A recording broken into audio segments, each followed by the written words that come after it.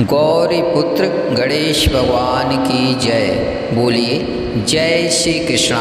राधे राधे। आषाढ़ कृष्ण पक्ष की एकादशी को योगिनी एकादशी कहते हैं।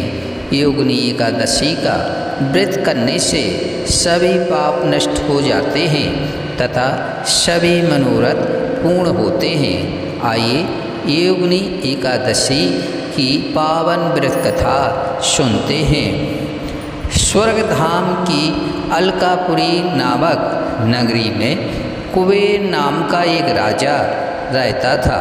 वह शिव भक्त था और प्रतिदिन शिव की पूजा किया करता था।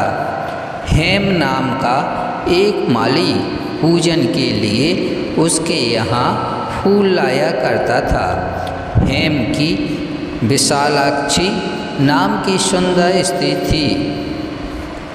एक दिन वह मानसरोवर से पुष्प तो ले आया, लेकिन कामाशक्त होने के कारण वह अपनी स्त्री से हास्य विनोद तथा रमण करने लगा। इधर राजा उसकी दोपहर तक राह देखता रहा।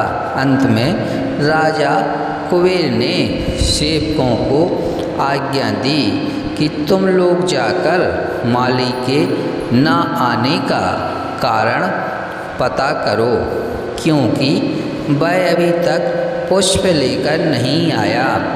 सेवकों ने कहा कि महाराज, वह पापी अति कामी हैं, अपनी स्त्री के साथ हास्य विनोद और रमण कर रहा होगा।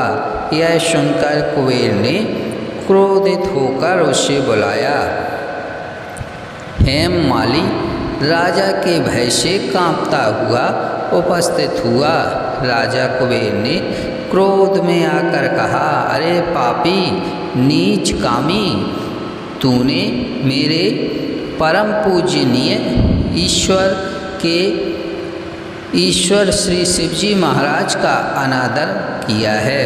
इसलिए मैं तुझे शाप देता हूँ कि तू स्त्री का वियोग सहेगा और मृत्यु लोक में जाकर कोढ़ी होगा।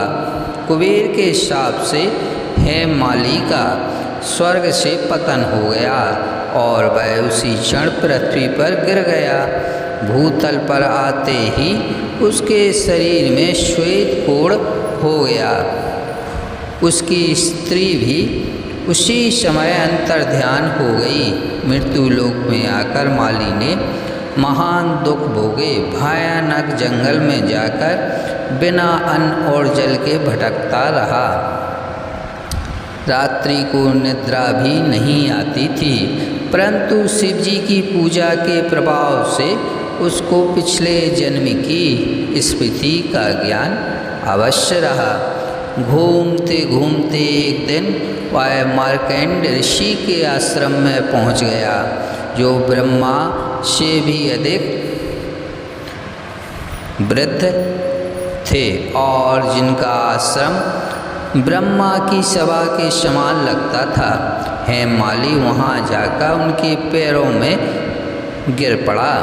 उसे देखकर मार्कंडेय ऋषि बोले, तुमने ऐसा कौन सा पाप किया है जिसके प्रभाव से यह हालत हो गई? हेम माली ने सारा वृतांत कहा सुनाया। यह सुनकर ऋषि बोले, निश्चित ही तूने मेरे सम्मुख सत्य वचन कहे हैं, इसलिए तेरे उद्धार के लिए मैं एक व्रत बताता हूँ। यदि तू आषाढ़ मास के कृष्ण पक्ष की योगिनी नामक एकादशी का विधि पूर्वक व्रत करे तो तेरे सब पाप नष्ट हो जाएंगे। यह सुनकर हेम माली ने अत्यंत प्रसन्न होकर मुनि को साष्टांग प्रणाम किया। मुनि ने उसे स्नेह के साथ उठाया।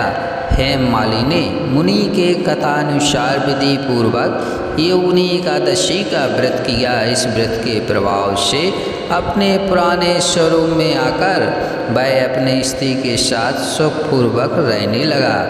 भगवान कृष्ण ने कहा, हे राजन, यह योगिनी एकादशी का व्रत 88,000 ब्राह्मणों को भोजन कराने के बराबर फल देता है। इसके व्रत से समस्त पाप दूर हो जाते हैं, अंत में स्वर्ग की प्राप्ति होती है। बोलिए जय श्री कृष्णा, राधे राधे।